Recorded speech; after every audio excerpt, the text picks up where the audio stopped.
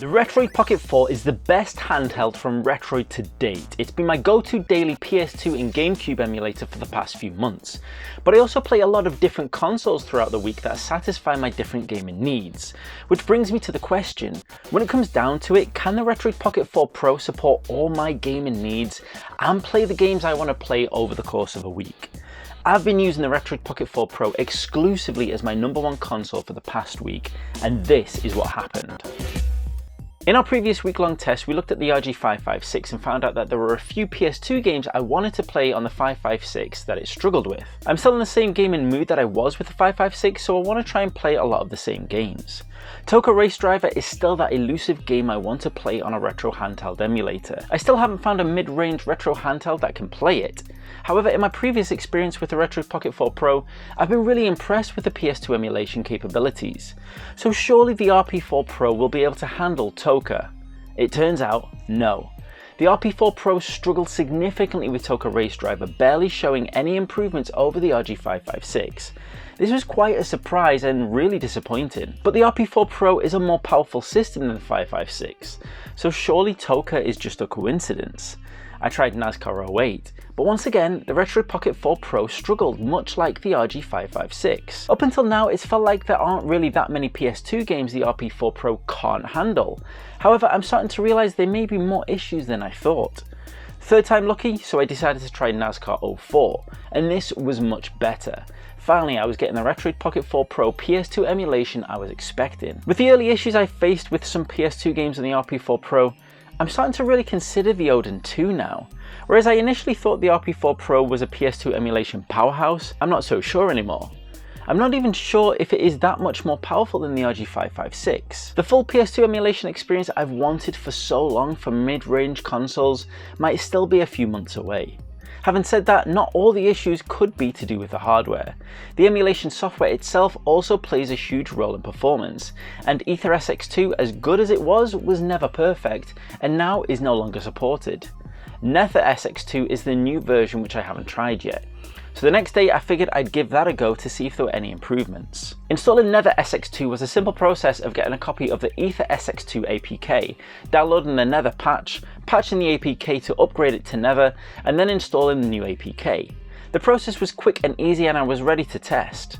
I decided to try Toka and NASCAR 08 again. There was no difference with Toka, but there was a huge difference with NASCAR 08. A terrible one, unfortunately.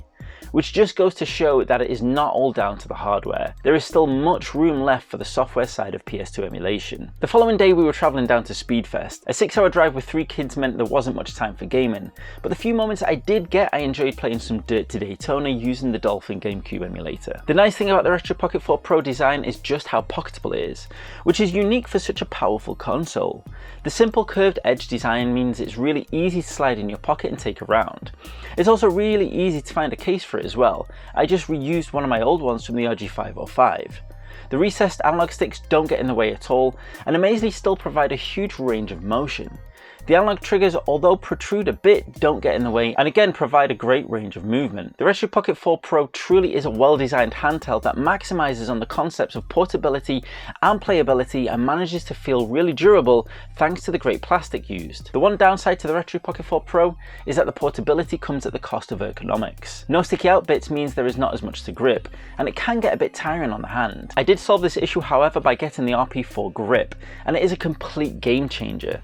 The thing I love the most is how easy it is to slip on and off, so you get the most of the portability and the ergonomics as possible. Over the next few days we spent time at Speedfest and Legoland. It was so nice to be able to take the Retroid Pocket 4 with me wherever I wanted and not worry about it. Being an Android console with strong Wi-Fi meant it was also great for satisfying my changing gaming desires.